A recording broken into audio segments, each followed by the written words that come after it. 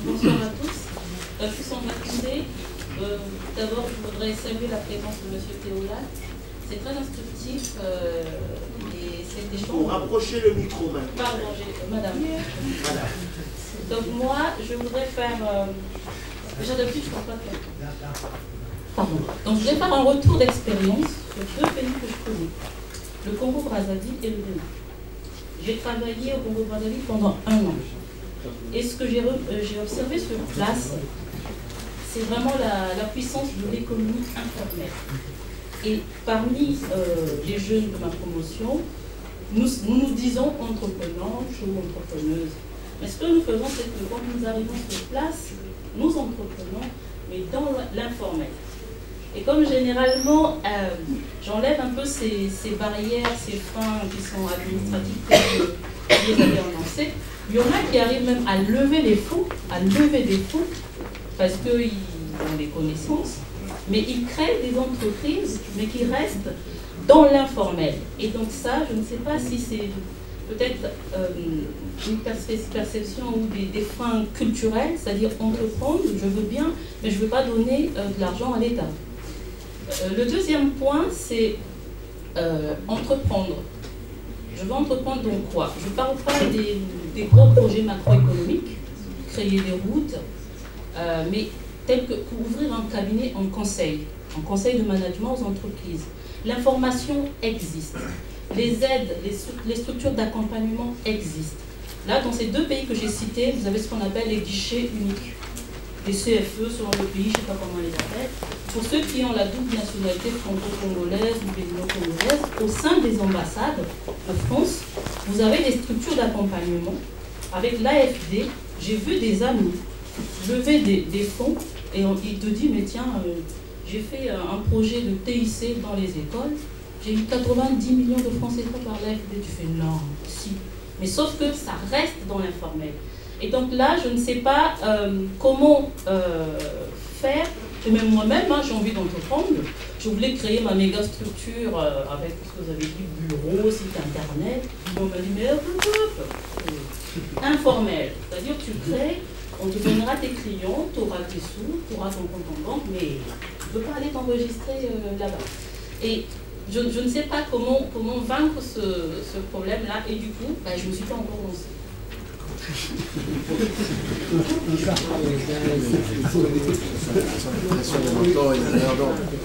Bonjour, je suis Ibrahima, je suis ingénieur en finance, je travaille dans une banque et entrepreneur au Sénégal dans le secteur de l'agriculture. J'ai une question, déjà on parle d'entrepreneuriat et il y a une question fondamentale qu'on n'a pas abordée, c'est la question du financement. Où est-ce qu'il faut trouver du capital pour se lancer?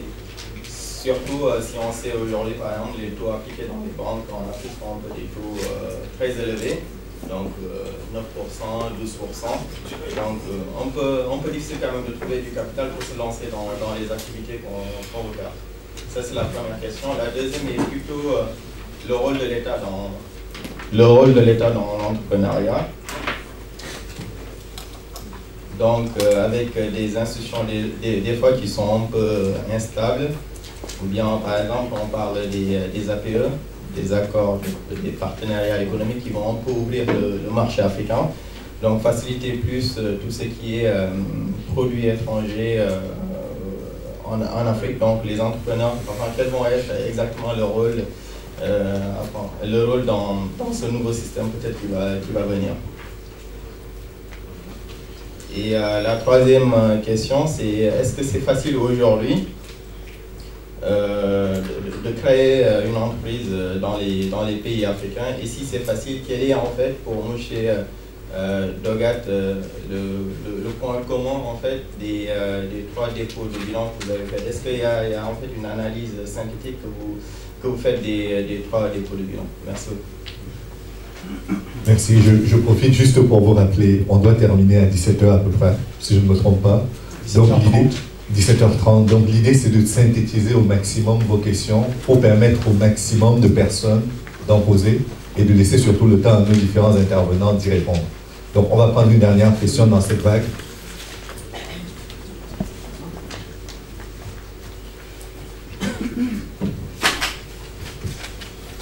Bonjour, je m'appelle Mama Soirée et ma question va peut-être sembler un peu simpliste, mais c'était par rapport au monsieur avec les lunettes. Vous avez parlé de... Les lunettes aussi. Je n'ai pas vu. Des lunettes visibles et des lunettes non visibles. Donc, lunettes visibles. Voilà. Théo. Monsieur Théo, là. Alors, c'était par rapport... Vous aviez parlé de financer des petits projets. Et le souci, c'était par rapport à la mondialisation et au fait qu'on se trouve face à des concurrents qui ont de grosses entreprises et qui, du coup, produisent beaucoup plus de produits. Est-ce que, du coup, ces petits projets ne vont pas sembler trop faibles, en fait, sur ce marché où on se trouve face à des concurrents beaucoup plus forts que nous? Alors, qui se jette à l'eau en premier? Est-ce que c'est Ted? Est-ce que c'est nos deux intervenants qui sont là? Qui prend la parole en premier? Ted, à toi la parole.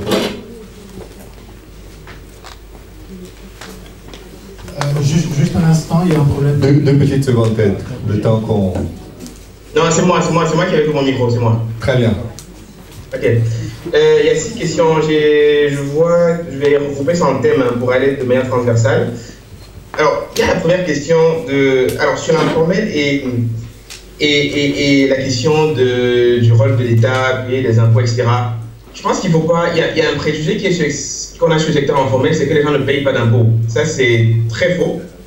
Ce qui est informel dans les impôts par rapport à l'informel, c'est que les agents de l'État qui viennent collecter l'impôt ne le remontent pas. Ce n'est pas que, en fait, les gens ne payent pas d'impôts. Quand on va à l'avenue Kennedy au Cameroun, chacun des gens qui a un box dans lequel il répare les téléphones, etc., paye un impôt forfaitaire de 10 000 francs chaque mois où l'agent des impôts vient payer.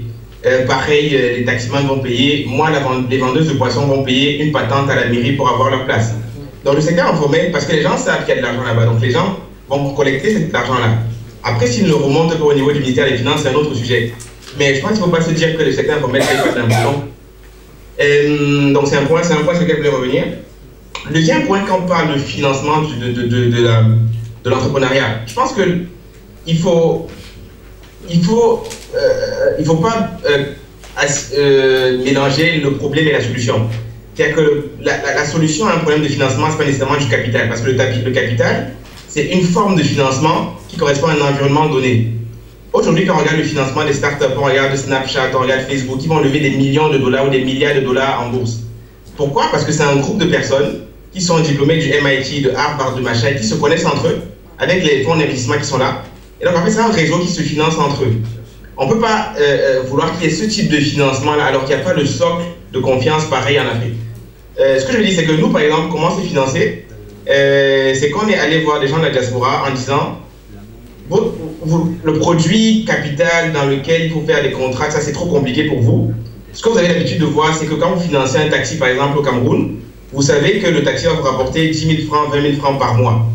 Donc, nous, on a dit aux gens qui voulaient financer notre entreprise, donnez-nous 400 € et nous, avec ces 400 €, on va financer un appareil qu'on va donner à un commerçant.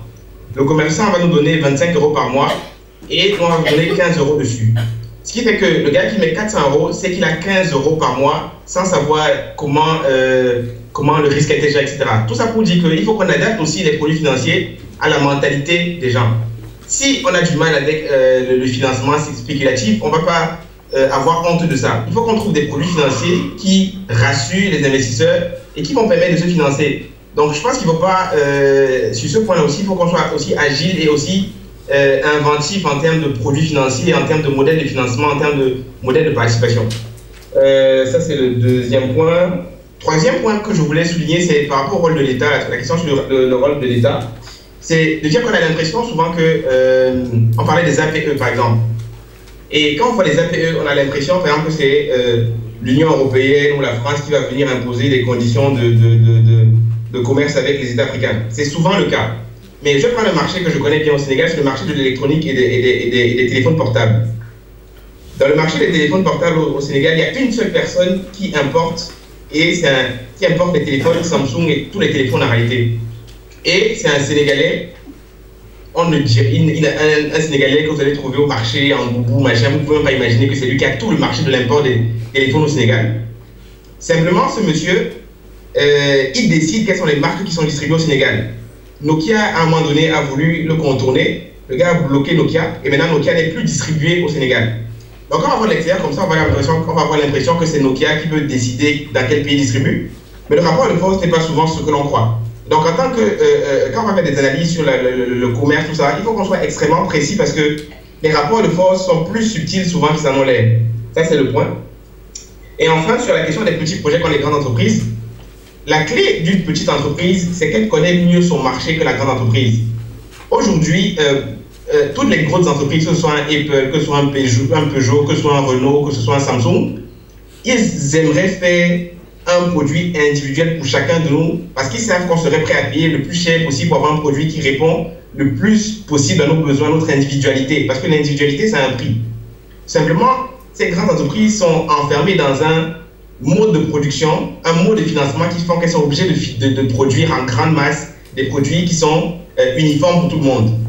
La clé du micro-projet, c'est d'être capable de se customiser à la particularité d'une personne, d'un micro-environnement donné. Et donc la clé quand on fait des micro-projets, c'est justement d'avoir la capacité de répondre de manière très locale à un besoin local qui ne peut pas être adressé par une grande entreprise qui si elle voulait le faire, aurait des problèmes de scale-up et de rentabilité du capital.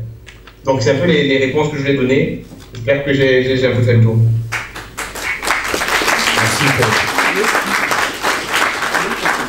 Merci beaucoup. Oui, je pense que c'est... Merci. On va répondre aux questions. D'accord. Ah, oh, ben, merci de nous... Oui. Mais il faut qu'on réponde quand même aux questions, bien sûr. Alors, donc, moi, en fait, il y a eu 7 questions, il y a 6 qui m'ont été adressées en même temps. Je vais répondre à ces 6 questions-là. Je ferai tout pour synthétiser, en tout cas. Madame, pour vous, il ne faudrait jamais rencontrer des autorités pour dire que mon entreprise va être créée. Vous avez des guichets uniques qui ont été créés dans tous les pays africains. Vous y allez droit au but. Prenez le temps d'analyser votre marché et allez-y. Comme il vous l'a dit tout à l'heure, il ne faudrait pas gaspiller de l'argent. L'entrepreneuriat, c'est le goût du risque, mais un risque bien calculé. Donc, il ne faudrait pas... Vous avez fait 45 jours, vous n'avez rien créé parce que vous n'êtes pas dans la bonne démarche, à mon sens. Alors, monsieur mon compatriote disait tout à l'heure pourquoi l'actionnariat n'est pas développé au niveau de l'Afrique. Alors, je vais me permettre de présenter un contexte. En Afrique, vous avez des personnes qui ont de l'argent, mais n'oubliez pas que nous avons peu d'entrepreneurs africains quand même. Peu d'entrepreneurs africains. Un entrepreneur, c'est quoi? Tout à l'heure, il a dit « je suis entrepreneur dans l'âme ». Moi aussi, pareil. Si vous me donnez un poste de président, est-ce que je vais accepter? Moi, j'aime entreprendre, j'aime prendre des initiatives, j'aime prendre des risques. Donc, il est très difficile de changer de métier parce que je suis entrepreneur. Mais je ne suis pas homme d'affaires. Un homme d'affaires, c'est qui? C'est quelqu'un qui a des connaissances dans un milieu, qui profite de ses connaissances pour faire du business. Lui, c'est un businessman. Moi, je ne suis pas businessman, je suis entrepreneur. Je crée, j'avance, je crée, j'avance. Et je veux que les projets aboutissent. Et je mets quelqu'un dessus et j'avance sur autre chose. Donc, aujourd'hui, si vous me dites que l'actionnariat n'est pas développé au Sénégal, en Afrique, oui, c'est vrai. Mais pourquoi? Aujourd'hui, les personnes qui ont de l'argent en Afrique ne croient pas forcément aux potentialités des jeunes. Imaginez, vous êtes jeune, vous avez un projet énergétique, vous présentez votre projet dans une assemblée. Tout de suite, les personnes qui sont au devant vont vous dire « Ah, mais toi, tu rêves. Toi, tu rigoles. Toi, qu'est-ce que tu viens nous apprendre? Tu viens du pays des Blancs, là, tu veux nous faire comprendre quoi que ce soit. » Ça, tout de suite, les gens vous disent « Non, arrêtez. » Mais pourtant, les gens qui vous demandent d'arrêter, ce sont des personnes qui n'ont jamais osé faire quelque chose. Et des fois, vous restez concentré dans les paroles des autres. Donc, si vous avez un projet, n'attendez jamais que les personnes vous donnent une orientation et surtout en termes de réponse négative. C'est-à-dire, en Afrique, vous avez des personnes qui sont là. Au moment de présenter votre projet, au lieu de vous encourager, les gens disent « Non, ce n'est pas possible. En Afrique, c'est trop tôt. » Mais pourquoi on ne vous laisse pas la possibilité d'essayer? Il faut essayer d'abord. Si on n'essaye pas, on ne peut jamais savoir le résultat, on ne peut pas avoir de conclusion. Et cela me permet de faire une liaison par rapport à votre inquiétude. Monsieur, vous savez, l'entrepreneuriat, c'est une question de choix. On ne peut pas être salarié et dire dans 10 ans, je vais entreprendre. À mon avis, permettez-moi d'être brusque, mais vous perdez du temps. C'est-à-dire, vous dites, je gagne ma vie. j'ai mes enfants à nourrir, j'ai une femme à prendre en charge. Si vous voulez, je vous donne l'exemple de Madame Lingo, que j'ai eu en 3e année en cours d'analyse financière et de business plan. Elle a été en école de commerce. Elle avait un projet. Je me suis chargé de créer un business plan automatique pour leur promotion. Mais jusqu'à présent, son projet n'est pas abouti. Pourquoi Madame Lingo est là? Parce que c'est très simple, les besoins de la vie quotidienne. Les besoins de la vie quotidienne. Il me faut un salaire, il me faut. Mais n'oubliez pas que nous sommes nés sans apporter rien du tout dans la collectivité. Moi, lorsque je suis né sans vêtements. Non, je suis né sans argent. Oui, toi aussi, grand frère. Moi, je me base sur toi, ne t'inquiète pas. Donc, aujourd'hui, qu'est-ce que j'ai à calculer d'un salaire que je gagne? Moi, je veux un rendement futur. Si vous voulez, je vous donne l'exemple de mon projet. Ce que je veux au Sénégal, ce n'est pas ce que je fais. Au Sénégal, j'ai créé une université d'alternance. Mais non, ce n'est pas ce que je fais. Je dis, dans 5 ans, je veux créer une école de métier où le secteur informel est représenté, on fabrique du bois, on fait des créativités africaines. Comme je ne suis pas encore dans 5 ans, je crée une petite université d'alternance me permettant de préparer mon projet à 5 ans. Donc il ne faudrait pas rester ici en disant je vais essayer de développer des animaux. Vous ne développerez rien. Autre chose qui est importante, Madame Koundé, vous savez, si vous dites je vais suivre, l'entrepreneuriat n'est pas une question de suivi. Ne suivez personne. Restez concentrés dans ce que vous voulez et payez vos impôts, c'est important. Il ne faudrait jamais dire que certaines personnes ont profité de telle ou telle autre orientation. Moi, je me permets de faire pareil pour gagner ma vie. Non. Vous avez la chance d'avoir de la connaissance. Vous avez de l'expertise. Et vous avez fait 2 pays que je connais extrêmement bien. Le Congo-Brazzaville, le Bénin. Ce sont des pays où on peut devenir milliardaire du jour au lendemain parce qu'il y a énormément de possibilités à développer dans ces terroirs. Au Bénin, je développe une activité d'incubateur qui marche très bien. Et pourtant, je ne suis pas béninois de naissance. Donc, ce qui veut dire aujourd'hui, qu'est-ce qui vous manque? Quand vous me parlez aussi de questions de financement, arrêtez avec les financements. Moi, je n'ai jamais été financé et ça fait 12 ans. Pourquoi je vais présenter mes documents pour qu'on me finance? Je n'accepte pas. Ça, c'est ma méthode.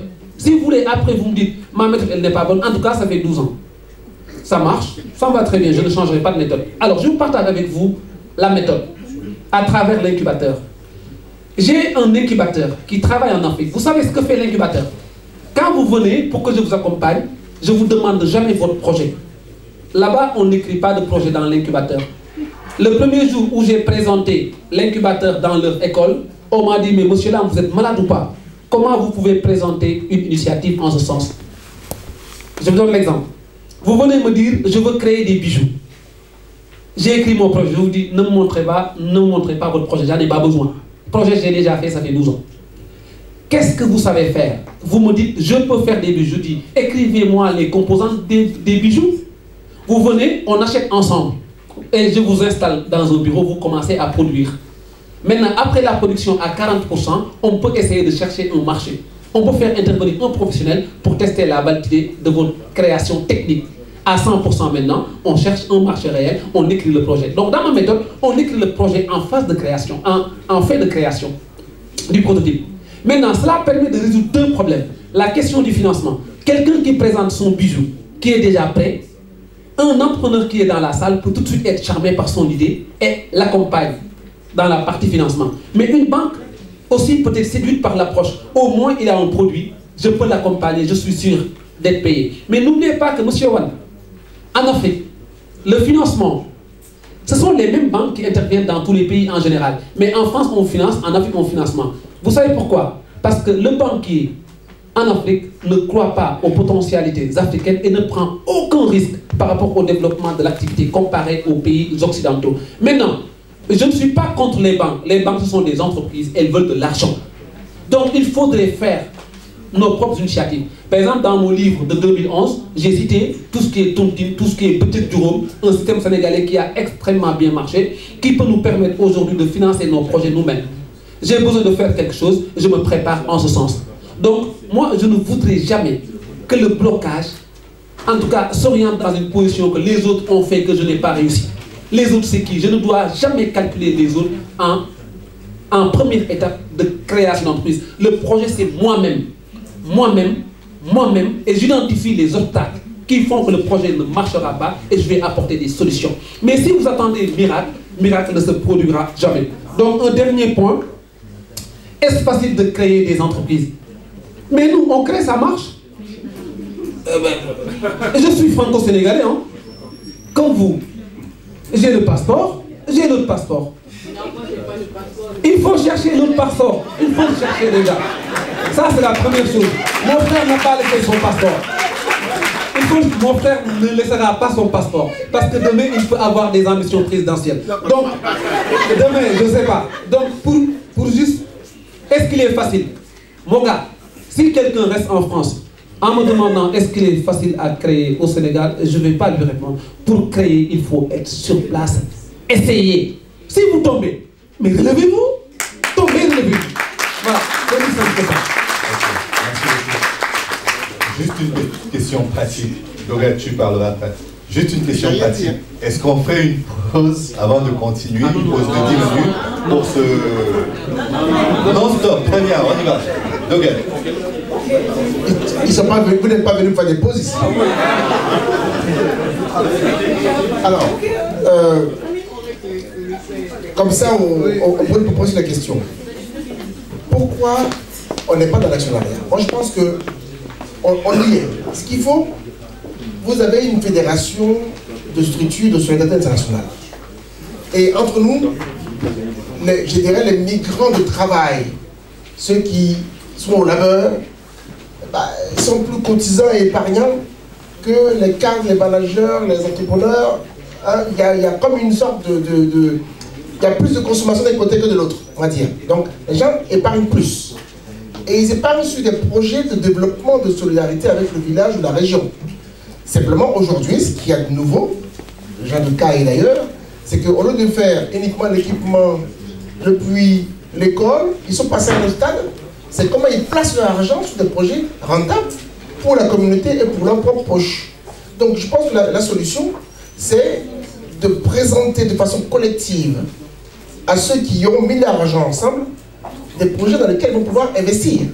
Si vous nous réunissez, pendant le cadre de votre fédération, un moment en disant, voilà, j'ai pu, pendant un an, on a mis de côté 120 000 euros, 45 000 euros, cet argent-là a été mis de côté par la communauté et elle veut pouvoir le faire fructifier. Ça veut donc dire que ce sont eux qui deviennent en fait des bailleurs de projets sur lesquels ils ont compris la nécessité parce qu'ils correspondent aux besoins qu'ils ont eux-mêmes identifiés localement. D'autres besoins solvables. Deuxièmement, c'est une question aussi de confiance.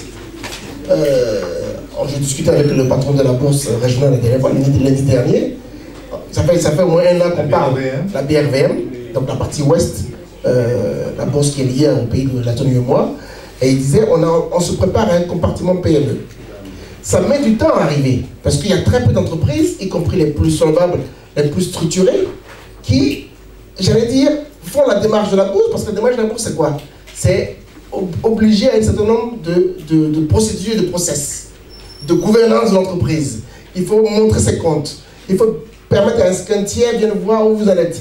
Il faut se faire auditer. Donc, évidemment, cette démarche-là viendra, mais tout doucement. Donc, on a la solution, qui est une solution, j'allais dire de bourse ou de bourse tontine, c'est de capter l'épargne de ceux qui ont de l'argent disponible et qui veulent le faire fructifier, et les fléchir sur des projets dont eux-mêmes ont la capacité de compréhension, parce que ça correspond à des besoins solvables et en réalité localement.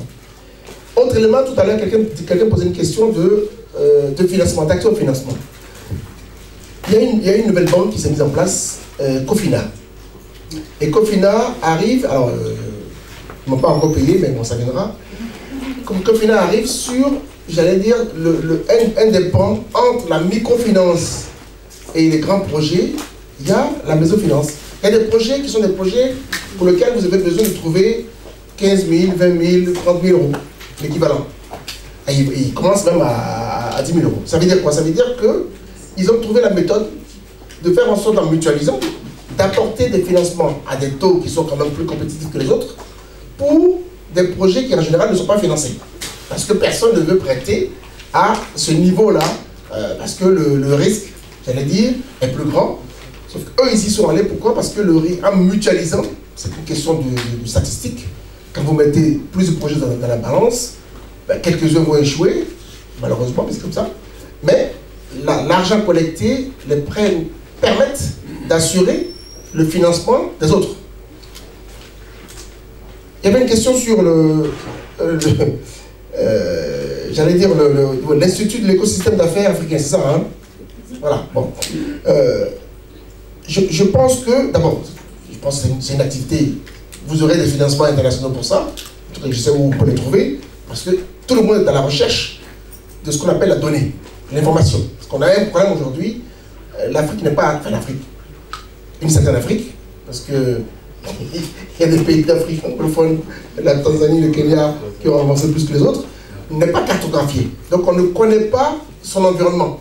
Donc on investit un peu en posant la question au brûle au point, à son entourage, je disais tout à l'heure à Gisèle, à ceux qui sont là depuis longtemps, de façon empirique. Alors qu'une donnée partagée permettrait à tout le monde de savoir sur tel marché combien il y a de consommateurs, quel est le niveau de revenus, est-ce qu'ils sont adressés. Donc chacun fait un peu sa sauce. J'ai vu une entreprise que je ne citerai pas ici, parce qu'on est enregistré, par mégarde un jour, très tard la nuit, qui avait dépêché une quinzaine de ses équipes sur place et qui était en train, dans ce pays où j'étais passé, vous ne saurez pas lequel non plus, en train de cartographier quelque chose que l'État lui-même n'a pas. Donc aujourd'hui, c'est une compétition acharnée. Savoir qui sont les consommateurs, le niveau de salaire dans le pays, comment les gens consomment, qu'est-ce qui se consomme, où va l'argent, qu'est-ce qui reste en budget dans le foyer à la fin du mois. Autant d'informations que les gens de la grande distribution, de l'assurance, de la mutuelle ont compris et sur lesquels ils se fondent. Et il faudrait que des structures comme vous s'y mettent également. La logistique, c'est ça, hein, voilà. Oui, donc c'était vous la logistique, c'est ça, pardon. Et l'institut, oui, non, mais j'avais compris, l'institut, c'est vous. Bon, il n'y avait pas de question sur la logistique, c'était vous les informiez, vous demandiez de l'aide peut-être. Pour le Togo, tout à l'heure, là, m'a posé la question, est-ce que vous connaissez la Saber, c'est ça, hein, oui, la Saber de Babacar. Voilà, ça y est, vous avez repéré maintenant, c'est la société africaine, voilà, donc ils ont levé d'abord une inclination pour son fondateur, qui est... Et du coup, c'est quoi la Saber? En fait, la société africaine du biocarburant et d'énergie renouvelable. C'est donc une structure qui est capitalisée par les 15 pays de la CEDEAO, donc structure privée, mais financée avec les fonds publics des États, plus des bailleurs nationaux, enfin, africains et internationaux, qui mettent de l'argent et cette Saber, elle investit, elle prend des parts dans des projets, qui sont des projets liés à l'environnement, à l'énergie renouvelable. Les poteaux électriques, le solaire, etc. Et ils ont rentré l'année dernière 140 millions des Italiens en euros. Donc ils ont de l'argent et ils travaillent à ce que ces projets-là soient initiés par des Africains, supportés par des Africains. Il y a une approche panafricaine qui était due à son fondateur et à sa vision, paix à son âme. Et c'est vrai que c'est cette logique-là aussi qu'il faut faire. Donc il y a des solutions qui existent. Quand vous êtes sur un projet, faites aussi un screening, voilà, fouillez le marché, je cherche mes anglais, merci, pour pouvoir détecter ce qui existe. Parce que quelquefois, les structures qui sont là pour accompagner ou pour financer, malheureusement, ne font pas beaucoup de promotion des fonds à disposition. Donc il faut aller les chercher et il faut ouvrir les portes. Il faut aller les voir. Donc ce qu'il faut, c'est se prendre par la main, regarder le marché. Et dans le marché, je vous ai dit, il y a la concurrence, mais il y a aussi la partie fonds disponibles. Sur la partie fonds, je n'ai pas d'entreprise, je vais créer, comment je fais? Théo a raison. Vous savez, le premier contributeur d'une entreprise, c'est son client. Si votre projet, votre produit, votre solution est rentable, en tout cas elle est sauvable, c'est qu'il y a quelque part qui en a besoin. Donc soit en crédit fournisseur, vous pouvez jouer sur le fait que vous fournissez le produit à quelqu'un qui vous paye et vous gagnez du temps par rapport à celui qui a été votre fournisseur. Donc il y a cette partie-là. Deuxièmement, premièrement, quand on démarre un projet, que ce soit pour un bailleur international, que ce soit pour une banque locale, que ce soit, On vous demande d'abord ce que vous apportez. Mais vous, ce n'est pas forcément votre poche. Parce que, je ne sais plus qui est-ce qui disait, les contingences du quotidien, c'est même du toujours vous, oui, font que vous ne pouvez pas bouger parce qu'il faut falloir payer les salaires. À la fin, il reste peut-être 50 € sur le compte. On ne sait même pas si on va pouvoir terminer le mois. C'est ça, hein? Non, c'est pas ça. Donc, il y a cette solution-là, c'est vrai. Mais ce qu'on apporte comme cagnotte à son projet, ce n'est pas forcément ce qu'on apporte soi-même. C'est ce qu'on apporte dans son entourage, dans la famille, dans la belle famille. Il faut offrir la belle famille aussi.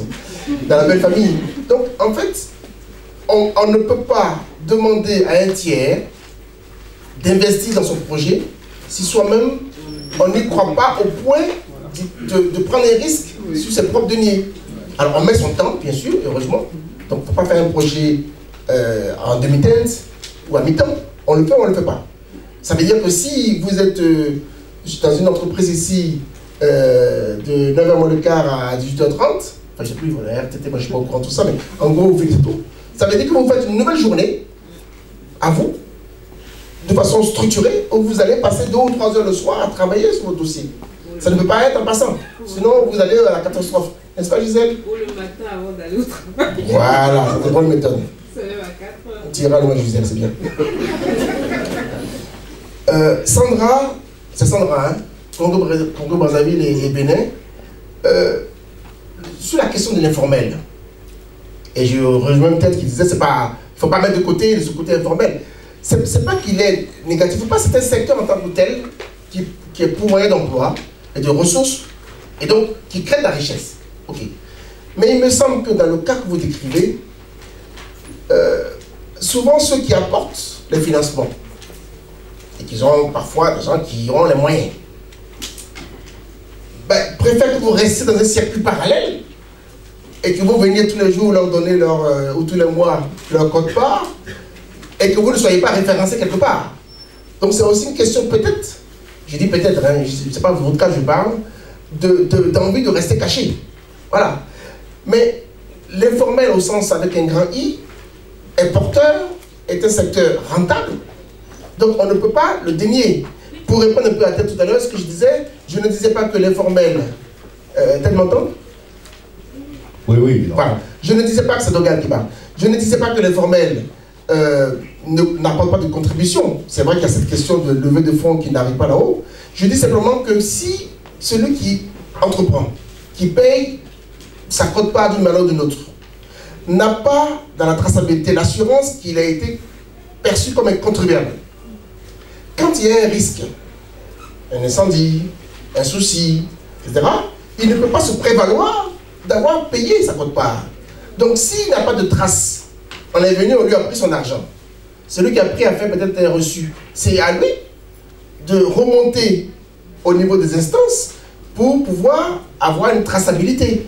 Et cette traçabilité, il ne peut l'avoir que s'il est immatriculé et enregistré. Donc, certains de nos parents et de nos frères et sœurs, n'ayant pas envie d'être immatriculés, acceptent de prendre le risque à la semaine ou au jour le jour de faire une activité qui permet de nourrir la famille, il n'y a pas de souci. Simplement, c'est une autre méthode peut-être, mais on n'arrive pas à capitaliser et on ne se couvre pas. Et un entrepreneur a besoin d'être couvert également. Et enfin, oui, je ne sais pas qu'est-ce qu'il c'est. C'est Ibrahima qui parlait du rôle de l'État. C'était une solution au Sénégal, c'est ça, hein, si j'ai bien noté. Il existe des structures d'accompagnement des PME. Et selon les pays, et le Sénégal, c'est la NPME. L'ADPME, voilà, avec Tabira qui vient d'arriver. C'est Tabira qui était le secrétaire général d'Afrique Agora. Voilà, c'est comme ça que je sais, parce qu'on a des petits partout. Et c'est une structure qui est là, parce que moi j'ai visité les instances à la dernière fois que je passais à Dakar, les projets les plus petits, c'est-à-dire c'est vraiment l'État qui met en œuvre tout le process parce qu'il sait que l'emploi en Afrique, elle passe par les petites entreprises. Donc il vaut mieux accompagner et structurer ceux qui créent de l'emploi de proximité pour résorber le chômage, parce que c'est une bombe à retardement. Les gens ont besoin, qu'ils soient formés ou pas, ils ont besoin de travailler. Et c'est en cela que une des démarches, et ce n'était pas une des questions, mais j'aborde la question parce que j'ai le micro, c'est que partout, en tout cas en Asie, l'Asie a réussi à exiger des bailleurs, des investisseurs internationaux, donc de l'Ouest, qui viennent, de respecter un certain nombre de critères pour investir. Donc, soit la co-entreprise, faire en sorte qu'un local soit dans l'affaire, sinon tu ne crées rien. Dans les Émirats, les pays du Golfe, c'est pire, c'est pas faire en sorte, c'est structurellement avoir un parrain. Donc, et il a 51%, mais ils ont fait leur loi, donc si les Africains ne savent pas faire leur loi, ça c'est leur problème, enfin c'est notre problème. Donc c'est une question d'assurer que l'investisseur qui vient, il gagne de l'argent, parce qu'ici il ne gagne pas d'argent, il s'en va. Hein? La nationalisation, la Venezuela, ça ne marche pas. Il y a un moment, il faut laisser les gens gagner de l'argent, le rapatrier s'ils veulent, mais il faut poser des conditions. Et les conditions, c'est employer local. Pas que ça, mais employer local. Faire en sorte que les sous-traitants, que les fournisseurs soient locaux. Et donc, faire en sorte que le tissu local des PME, et j'allais terminer là, parce que je vois que rien ça montre, le tissu local des PME soit alerté pour fournir services et marchandises et produits aux investisseurs qui arrivent, qu'ils soient d'un pays voisin ou de très loin. Et ça, c'est une question de législation dans la compétition mondiale pour, j'allais dire, ne pas fermer les marchés, mais faire en sorte que ce soit profitable, ce qu'on appelle durable, en local. Donc, emploi local, ça passe aussi à la création de valeur auprès des entreprises, des entrepreneurs locaux, le futur entrepreneur, pour ceux qui ne les ont pas encore créés, que vous êtes. Merci. Merci beaucoup.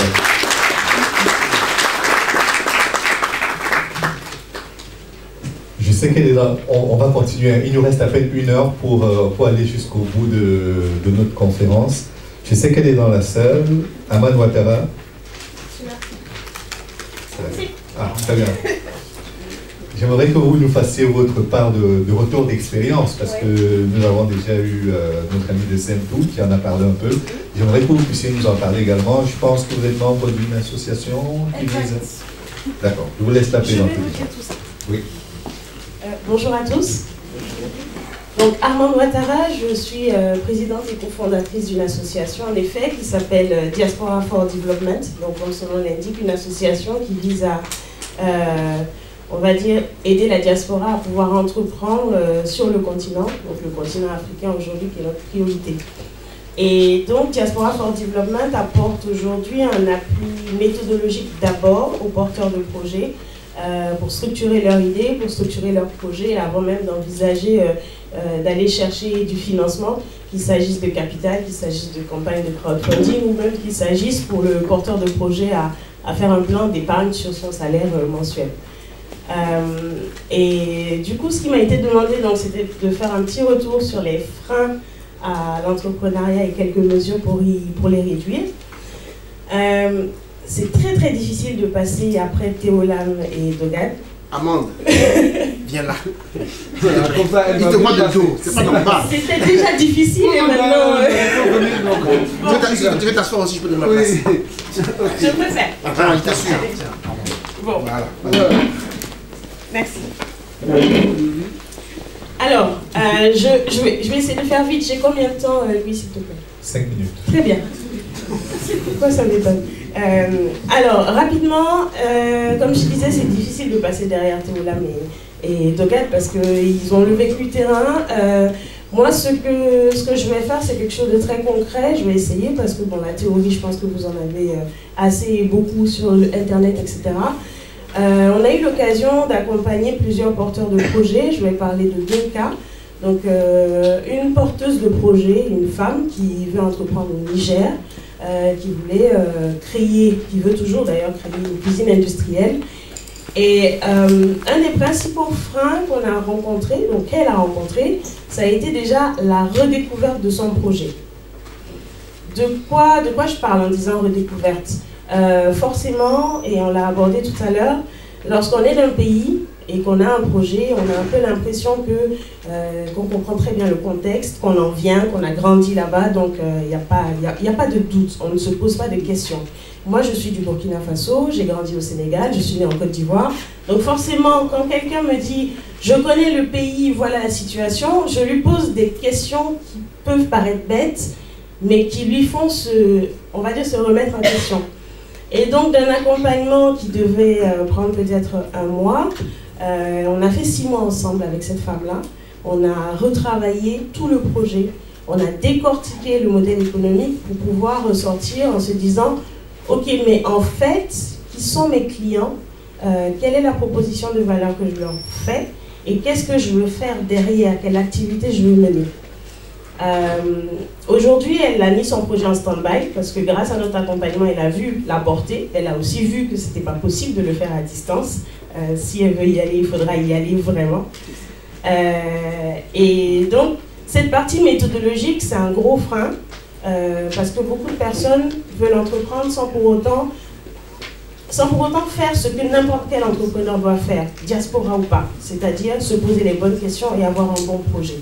On est de la diaspora, on a un double problème. On n'a pas un problème en moins, on a un double problème. On veut entreprendre, donc on a besoin d'un bon projet. On veut entreprendre sur un territoire qui est éloigné et sur lequel on n'a pas de données, donc on a un double problème.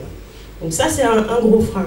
Un deuxième frein qui existe pour moi, ce que j'ai remarqué en tout cas, c'est que en étant dans le milieu associatif, je connais beaucoup de structures d'accompagnement, je connais Résonance Nord-Sud, je connais Oser l'Afrique qui est représentée ce soir, je connais beaucoup de structures et tous les entrepreneurs qui viennent me voir, ils découvrent ces structures. Donc les structures existent, les structures qui sont abordables, on va dire, qui ne vont pas coûter super cher, qui vont accompagner de bon cœur, elles ne font pas forcément la publicité à 5 000 € au journal télévisé, donc on ne les connaît pas. On manque de structures d'accompagnement spécifiques, aussi parce que les structures, beaucoup de structures qui existent, vous connaissez sûrement la LIE, qui accompagne des petits projets en France, ça va être des structures qui sont financées par Pôle emploi, qui sont financées par l'État français, pour créer des entreprises en France. Donc moi je vous dis, le frein, un des gros freins, c'est de ne pas savoir se faire accompagner par des structures spécialisées pour entreprendre en Afrique, mais c'est surtout parce que vous ne savez pas qu'elles existent, donc il faut prendre le temps de chercher. Nous, on fait tout ce qu'on peut pour se rendre visible, mais on n'a pas forcément de sous, donc c'est Facebook, c'est Twitter. Vous pouvez chercher Diaspora for Development sur Twitter, j'ai essayé de faire ma journaliste aujourd'hui, mais là j'ai plus de batterie, et j'ai pas la presse avec moi, donc là c'est fini. Voilà. Et un dernier frein, parce que encore une fois, j'ai pas la prétention d'être exhaustive, c'est vraiment des choses qui sont spécifiques aux porteurs de projets que j'ai pu rencontrer. Un autre frein, ça va être au niveau du financement, effectivement. La cuisine industrielle dont je parlais, c'est un financement facilement à 80 000, voire 100 000 €. Nous, au niveau de Diaspora for Development, on a une culture, mais après ça n'engage que nous, c'est qu'on est un peu anti-levée de fonds. On est conscient que les projets qui sont portés par la diaspora de manière générale, c'est pas forcément, c'est pas le prochain Facebook, c'est pas une innovation technologique qui va complètement défrayer la chronique. C'est un besoin qu'on a identifié sur le terrain auquel on veut répondre. C'est quelque chose qui est facilement duplicable la plupart du temps, mais qu'on trouve que ça n'existe pas sur notre territoire. Donc ça va être difficile de lever des fonds. Nous, ce dont on parle à nos porteurs de projets, c'est ok, dans quelle mesure est-ce que ton projet de cuisine industrielle, on peut essayer de le réduire d'échelle pour en faire, dans un premier temps, je ne sais pas, une boutique qui fasse des plats préparés. Et pour cette boutique qui fait des plats préparés, si tu gagnes 2 500 € par mois, dans quelle mesure est-ce qu'on peut essayer de faire un plan pour épargner 300 € par mois? Et ensuite, on envisagera le crowdfunding. Et ensuite, on envisagera. Et donc ça, c'est un gros frein, mais qui pour moi n'est pas un frein. Personnellement, je n'ai pas la culture du crédit, même pas de la cantine. Du coup, il n'y a pas de frein au financement. Les financements existent. C'est les bonnes idées qui manquent. Et lorsqu'on a une bonne idée, ben, il faut juste être un peu original sur la manière de la financer. Je vais m'arrêter là. C'est parfait.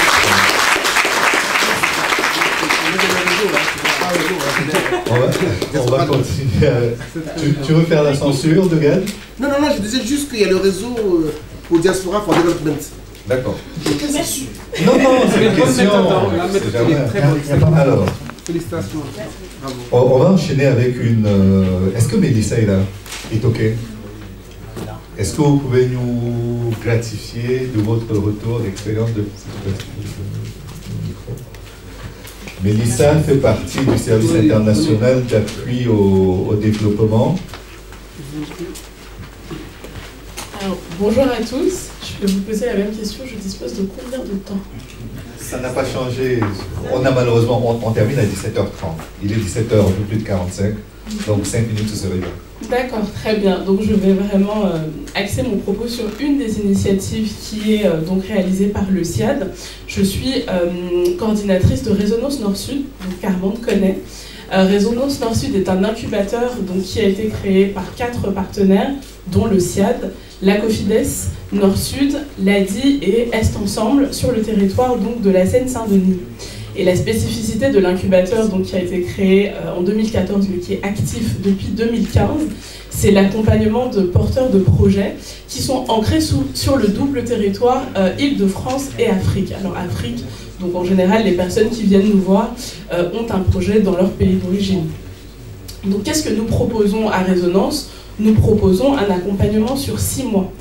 Toujours en cohérence avec ce qu'Armand disait tout à l'heure, nous proposons 2 temps forts sur les 6 mois d'accompagnement. Les 3 premiers mois sont consacrés vraiment à un apport en termes théoriques au sens méthodologique. Donc finalement, poser les fondements sur la démarche entrepreneuriale. Est-ce que vous vous posez les bonnes questions? Est-ce que vous avez aussi un socle de connaissances quand même sur des aspects en lien avec l'analyse de son marché, la réflexion sur la viabilité de son modèle économique? Donc ça me parlait beaucoup tout à l'heure quand tu disais quel est votre modèle économique, est-il viable? Beaucoup de nos porteurs de projets se disent je vais prendre mon exemple, je suis camerounais, je connais le Cameroun, je connais ma cible client. Mais quand on creuse, c'est très rarement le cas. Donc nous les aidons en fait à se poser les bonnes questions. Et nous leur proposons aussi toute une batterie d'outils donc sur par exemple comment réaliser un plan d'action, comment s'assurer que je suis mon plan d'action, comment est-ce que je fais face à l'imprévu dans la conduite de mon projet. Donc là c'était pour les 3 premiers mois. Et par la suite, alors en lien avec ce que vous disiez tout à l'heure, nous les incitons à aller sur le terrain. Donc pour éprouver leur idée, pour aussi s'imprégner de l'environnement et finalement pour être au contact de leurs clients potentiels. Et sur l'intégralité des 6 mois, nos porteurs de projets sont accompagnés, donc on est vraiment dans une logique aussi de binôme, donc ils sont accompagnés de façon spécifique par quelqu'un qui les suit. Et en parallèle, ils bénéficient de rencontres donc avec d'autres entrepreneurs sur plutôt l'aspect retour d'expérience. Donc comment est-ce qu'on partage sur ce qu'il faut faire, donc les bonnes pratiques, ce qu'il ne faut pas faire, ou en tout cas ce qu'il faut éviter de faire. Donc vous voyez que de bout en bout, donc sur les 6 mois d'accompagnement, nous essayons de trouver un équilibre entre la théorie, comment vraiment outiller nos porteurs de projets et aussi les accompagner sur les aspects pratiques, donc dans la conduite plus opérationnelle de leur projet. Avec, bien sûr, pour tout entrepreneur, une grande problématique autour de la construction de leur business plan. Et comment est-ce que l'incubateur fonctionne en termes d'adhésion. Donc pour toutes les personnes dans la salle qui seraient intéressées, je vous invite déjà, alors c'est la minute auto-promo, à consulter notre site internet, donc résonance au pluriel, _du6 nord-sud collé.org. Résonance fonctionne sous le mode de l'appel à projet. Donc nous incitons les personnes qui seraient intéressées à candidater sur notre site internet. Donc là, l'appel à candidature s'achève le 19 mars pour intégrer la prochaine promotion donc, de Résonance qui démarrera ses activités le 10 avril très exactement.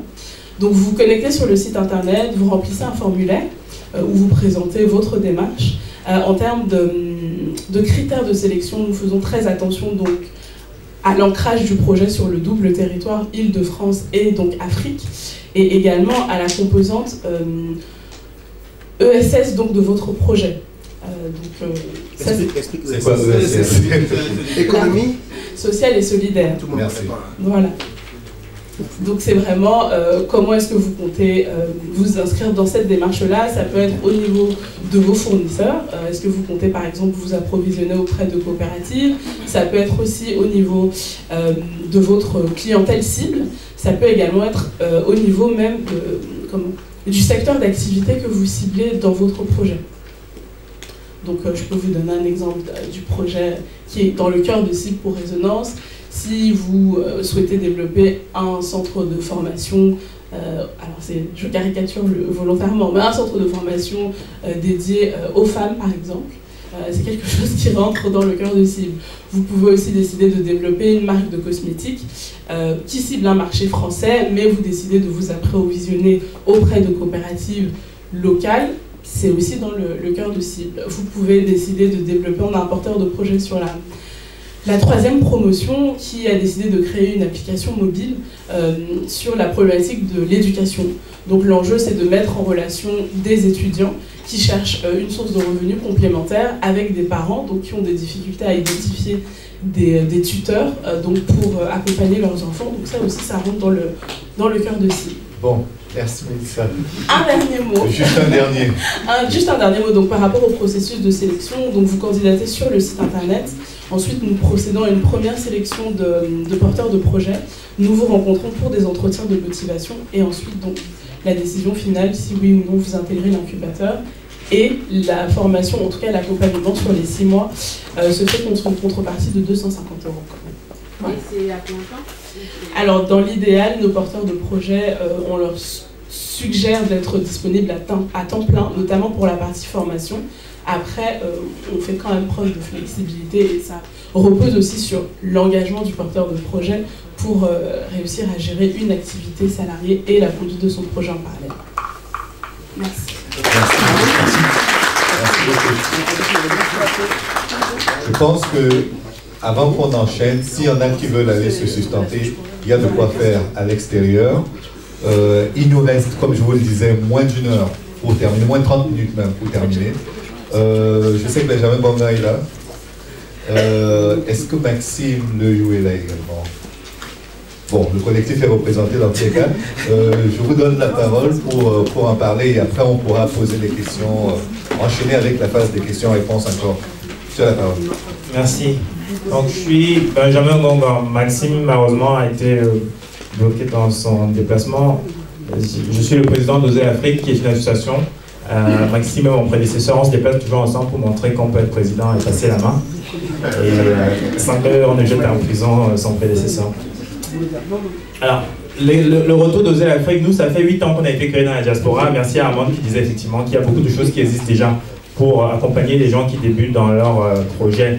Alors, quand on est dans la diaspora, de se poser la question d'aller entreprendre en Afrique, et parfois on ne le sait pas. Donc, merci effectivement à la DSP Afrique de contribuer à faire savoir tout ça avec ce genre de rencontres. On a commencé à 8 ans, sur simplement une idée qu'on pouvait être jeune, sans avoir les moyens d'un État ou d'une multinationale. Tout le monde n'a pas la chance de porter le nom Dangote. Et être quand même, et initier quelque chose, prendre l'initiative pour faire quelque chose, d'où le nom Oser l'Afrique. Depuis cette idée, en 2009, on a avancé en essayant à chaque fois de toujours confronter notre idée à la réalité du terrain.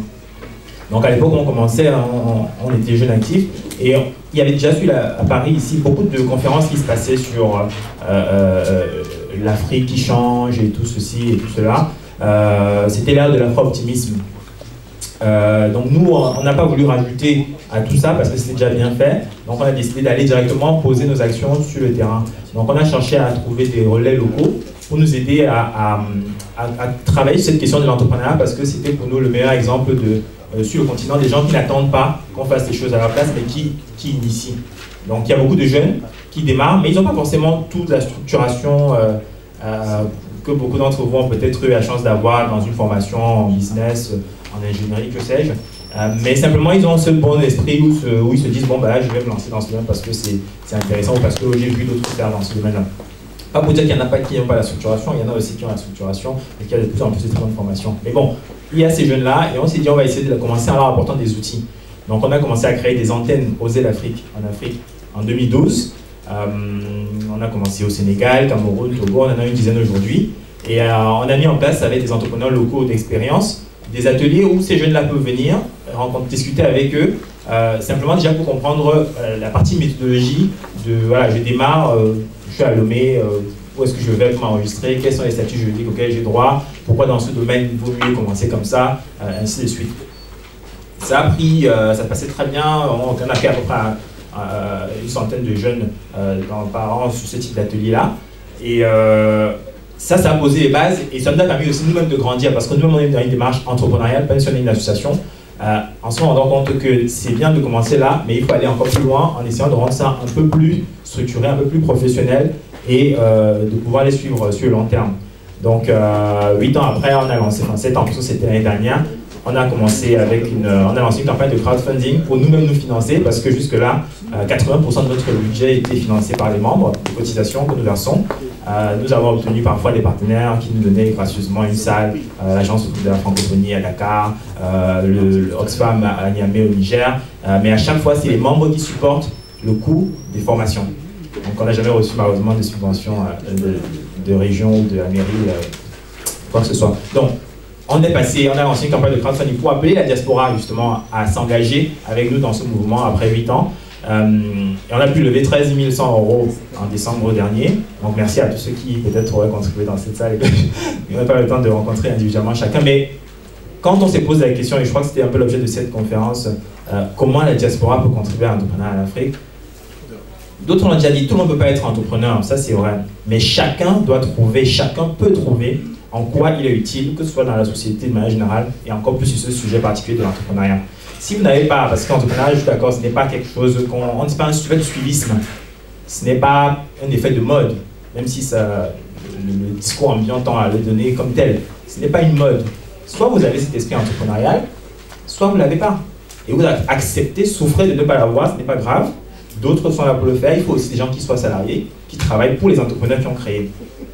Donc, si vous n'avez pas cet esprit entrepreneurial, c'est pas grave. Vous pouvez toujours aussi contribuer, parce que je pense que c'est ce qui est à la racine de l'engagement que vous portez. Vous pouvez aussi contribuer en étant vous-même salarié, des personnes qui auront créé. Je pense que M. Lam adorerait avoir des personnes qualifiées.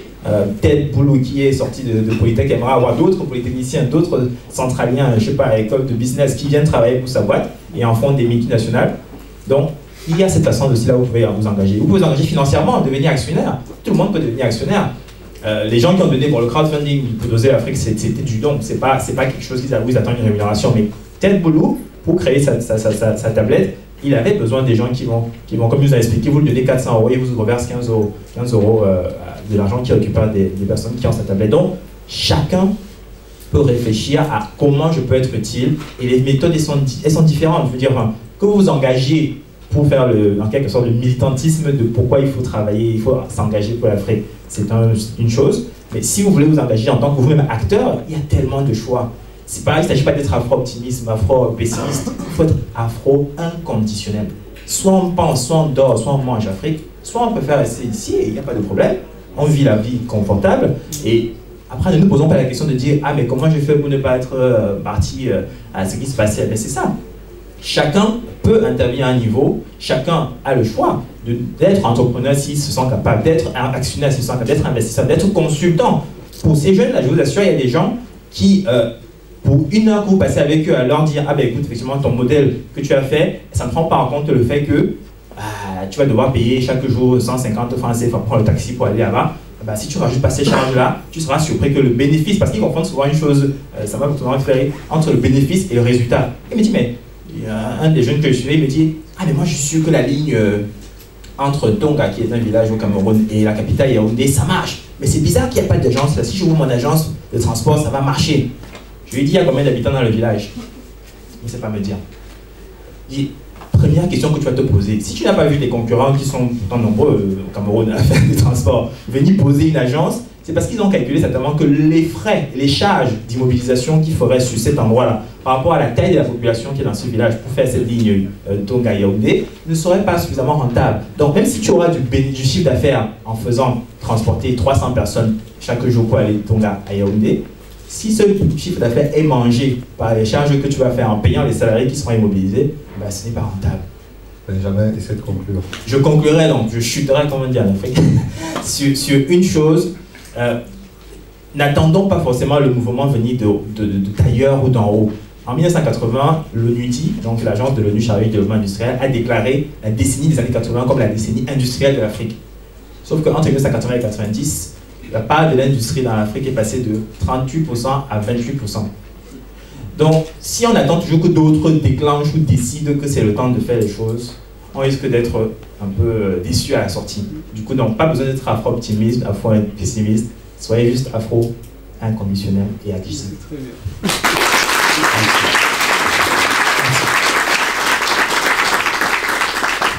Je pense qu'on va prendre une dernière vague de questions. Là qu'on a eu la plupart des intervenants pour leurs différents retours d'expérience. Il y a déjà 3 personnes tout au fond. Oui. Alors, commençons peut-être par la dame juste à côté, qui n'a pas encore... Je vais peut-être commencer par moi-même, puisque je... Oui, bien sûr, bien sûr. Si vous permettez. Alors, moi, ma question, ce sera pas forcément une question pour Dogad ou Théo, c'est que, à titre individuel, au-delà de la DSP, j'ai un projet personnel, et donc je dois lever 400 000 €.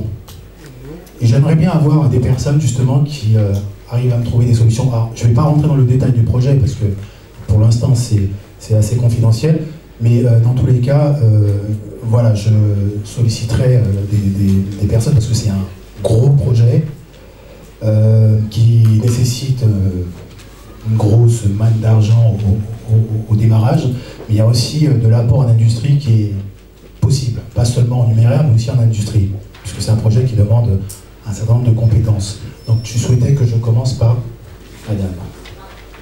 On va compléter ta question en disant année 1, année 2, année 3, il y a combien d'argent qui rentre?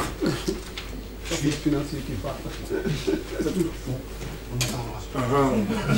Allez-y, madame. Bonsoir, je suis Madame Zoalidia Podoris. Je suis en France depuis beaucoup d'années. Et il y a une année déjà en arrière où je me suis décidée de lancer ma boîte. Donc j'ai créé une boîte de création de bijoux, d'accessoires de mode. Et c'est moi qui fais tout ça. J'ai appris sur le tas en regardant des vidéos sur YouTube. J'ai jamais appris la couture. Et je me suis dit, ben, il faut que je me lance. C'est vrai, je me suis lancée, je n'avais pas de fonds, je travaillais, j'ai pris mon argent de poche, je suis allée acheter ce qu'il fallait. Je me suis lancée. Heureusement, ça mord petit à petit. À un moment donné, je me suis découragée, j'ai dit, mais il y a tout le monde qui fait ça, je vais laisser tomber, je vais faire autre chose. On m'a conseillé parce qu'en attendant, j'ai dit, ben, il faut que j'entre dans une association. Là, je suis trésorière dans une association qui s'appelle Femmes africaines et pouvoir, qui est aussi un incubateur de femmes qui encourage les femmes à entreprendre en France et en Afrique. Et finalement, je me suis rendu compte que je ne peux pas être salariée parce que de l'autre côté, je suis praticienne en psychothérapie. Je me suis dit, si je vais au boulot tout le temps, 9h30 à 17h, j'arrive pas à crier, j'ai plein de commandes, on m'appelle Doris, je veux ci, je veux ça, mais j'ai pas le temps. Et finalement, je me suis dit, ben, je ne signe pas mon contrat. Le CDI qu'on m'a proposé, j'arrête de travailler au mois de mars. Conclusion, je vais au chômage. J'ai pris sur moi, j'ai discuté avec mon compagnon qui m'a dit, ah, on va seulement supporter, comme on dit chez nous. Je t'encourage et puis on va voir ce que ça va donner. Il est bien, hein? Oui, il faut le garder. Merci. Mais comme je suis quelqu'une qui bouge trop, qui a trop d'idées et tout, je me suis dit, j'étais au Cameroun en décembre, j'ai constaté quelque chose, comme moi je suis dans le médical, je suis revenue, j'ai dit à mon mari, mais tu sais, mon idée là, j'ai autre chose qui vient, j'ai envie de faire quelque chose, j'ai envie de créer, mais ça fait comme si c'est de l'aide sociale, parce que je vais dans un milieu du handicap que je connais très bien, et j'ai constaté au Cameroun que les enfants qui étaient porteurs du handicap n'allaient pas, par exemple, à l'école. Les parents n'ont pas tout ce qu'il faut pour les accompagner. J'ai regardé, il n'y a pas assez de structures pour accompagner des enfants. Et moi, j'ai 2 enfants, et je me suis dit, ben, merci Seigneur, c'est une chance. Comme je vis ici et qu'au Cameroun, il y a des enfants porteurs du handicap mental surtout, parce que tout ce qui est physique, ou handicap visuel, c'est très pris en charge par le gouvernement. Mais les autres, pas du tout. Je me suis dit, je me lance. Et là, depuis, j'ai envie de lancer ma boîte au Cameroun et je suis décidée à partir. Donc, je suis ici pour voir comment on peut me conseiller dans ce sens qui est l'entrepreneuriat social. Est-ce qu'on peut jouer l'utile à l'agréable? Voilà. Merci beaucoup. Bravo.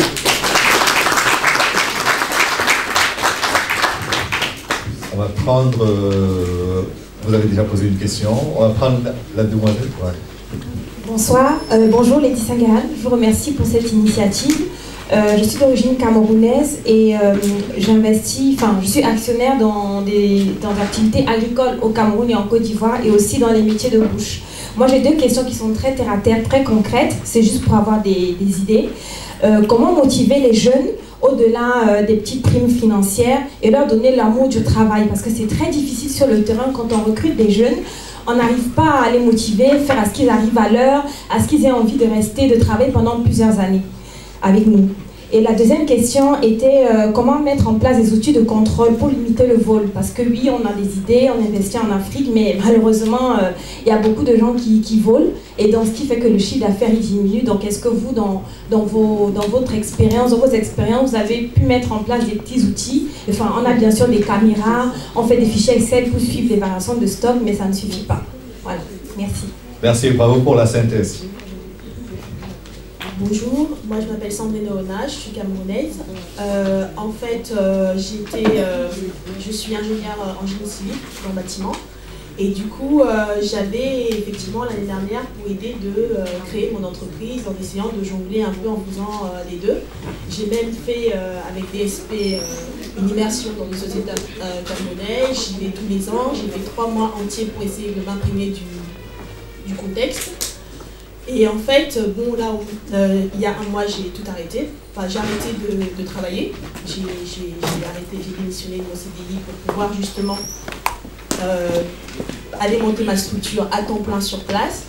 Et en fait, c'est un domaine très technique qui déjà en France, les disparités hommes-femmes dans le BTP sont assez criardes et assez compliquées.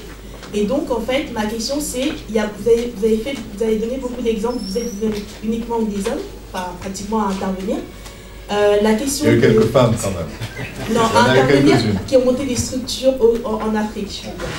Et en fait, moi, la question que je me posais, c'est, enfin, l'inquiétude que j'ai, c'est déjà au niveau, est-ce que l'inquiétude d'être une femme, vu que c'est un domaine très technique et très masculin, est-ce que c'est une réelle inquiétude que je peux avoir ou alors c'est quelque chose qui... J'y suis inquiète parce que je n'ai pas grandi là-bas, je suis arrivée ici, j'avais 7 ans, etc., etc. Mais est-ce que c'est une vraie inquiétude pour un domaine aussi technique que le bâtiment? Et la notion de mener, en fait, mener pour que les gens puissent faire ce qu'on leur demande de faire. Parce que j'ai eu à gérer un petit chantier assez rapidement au Cameroun et c'était très très compliqué, comme disait ma compatriote, et en fait de justement faire tout ça. Et c'était encore plus compliqué, j'avais l'impression que parce que j'étais une femme, parce que j'ai pas grandi là-bas, même si je suis camerounaise de nationalité. Et du coup, je voulais savoir, est-ce que ce sont des vraies inquiétudes que je dois avoir? Parce que ça y est, j'ai tout quitté, hein, je pars, quoi. Donc, ou alors, ce sont des choses auxquelles on pallie assez rapidement. Merci. Les 2 dernières questions. D'accord. Moi, je suis auto-entrepreneur parce que je suis consultante, mais je suis beaucoup plus développeur dans l'âme. Je ne me vois pas entrepreneur, en fait. Je m'exprime, je suis consultante et... j'arrive pas à facturer les associations africaines et tout ça. Tout ça, c'est toujours gratuit. Parce que je me vois comme eux et j'arrive pas. Et pourtant, quand je négocie avec les bailleurs de fonds et tout ça, pour moi, c'est ça mon travail. Par contre, j'ai eu un projet avec une association qui est dans mon pays et qui est au Congo. Et on voulait monter des structures et on pense au modèle d'affaires, l'entreprise sociale et solidaire. La question que je me pose, parce que moi, je suis pas à l'aise dans les compétitions, argent et tout ça, mais je suis beaucoup plus comme monsieur Tchèque, oui, c'est-à-dire complémentarité et tout ça. Est-ce qu'une ONG, c'est-à-dire à but non lucratif, a une place dans une entreprise sociale, solidaire? Mais je ne sais pas à qui adresser la question parce que je vois que vous êtes tous des spécialistes et j'espère avoir une réponse. Merci beaucoup. Vous l'aurez. Merci. Quelques questions par là? Bon. On y va. C'est pas une réponse. On fera ça tout à l'heure. On fera ça tout à l'heure. Bien sûr, bien sûr. Bonsoir à à toutes et à tous. Je ne suis pas du tout entrepreneuse. Je viens m'inspirer de chaque expérience. Et ce que je constate aujourd'hui, c'est qu'il y a plusieurs associations et je suis un peu perdue. Parce qu'il y a plusieurs personnes qui proposent des choses. Ce que j'aimerais vous demander directement, c'est d'avoir sur votre site, par exemple, de pouvoir réunir toutes les personnes qui peuvent aider à entreprendre pour pouvoir les accompagner. Parce que je suis là, c'est parce que j'ai cette idée d'entreprendre en tête, mais je ne sais vraiment pas où me diriger, donc j'aimerais vraiment que vous puissiez mettre ça en œuvre. Et votre projet de créer le comité associatif, c'est très bien. Et Laetitia, je travaille aussi chez HSBC, donc j'aimerais bien qu'on se voit après. Votre idée, c'est quoi, votre idée? Mon idée, c'est qu'ils puissent... Non, votre idée de créer son entreprise, c'est quoi? Alors, en fait... Partager, c'est pas grave, il faut partager l'idée. Si vous voulez, j'ai ma tante qui a un champ de bananes en Côte d'Ivoire. Et j'aimerais... de bananes, de manioc. Et j'aimerais bien l'aider, en fait, pour qu'elle puisse développer son marché. Donc, voilà, c'est parfait. Très bien. Alors, deux dernières... Alors, juste à titre personnel, moi j'ai en 2008 créé une exploitation de bananes plantain, donc je peux éventuellement avoir un retour d'expérience par rapport à ça. C'était une exploitation de bananes plantain de 22 hectares, donc c'était quand même assez costaud. Rapidement, s'il vous plaît, pour vos questions, les plus courtes possibles. D'accord. Bonjour, moi c'est Salah Abdoulaye. Je suis entrepreneur dans tout ce qui est entrepreneuriat solidaire et social.